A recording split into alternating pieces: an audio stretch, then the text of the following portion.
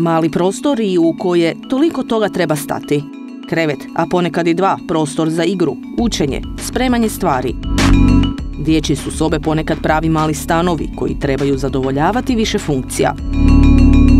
Još ako ih trebate ubaciti u ovakve izazovne prostore, zadatak nije lagan, ali isto tako nije ni neizvediv. Prostor između stupa i zida taman je da u njega stane krevet na kat. Iako se čini da ljestve za penjanje na gornji krevet ne postoje, one su skrivene s druge strane, što cijeli prostor čini zanimljivim onima koji su skloni istraživanju. Na policama su se našli različiti dekorativni elementi, a kao veliko spremište iskorišten je kutni ormar. Ovako je rješenje vrlo praktično jer upravo kutni element u sebi zna kriti pravu malu garderobu. Mali viseći ormar dodatno je mjesto za odlaganje ili odjeće ili knjiga, a dodatan prostor za skladištenje može biti i ladičar koji se nalazi ispod radnog stola. S obzirom na to da je on na kotačima, može se seliti po cijeloj sobi i tako prilagođavati trenutnim potrebama.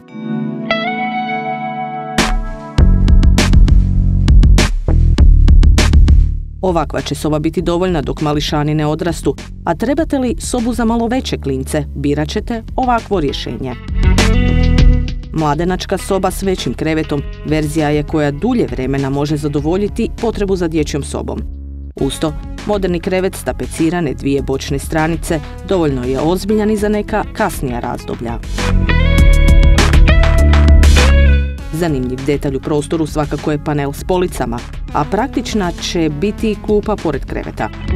Neutralna siva i tirkizna boja ne odaju kojem je spolu soba namijenjena, a dodatan moderni detalj u prostoru je metalna stolica koja podsjeća na industrijski dizajn. U svakom slučaju, prostor koji će zadovoljiti tinejdžere, ali i kasnije studente i ostale mlade korisnike.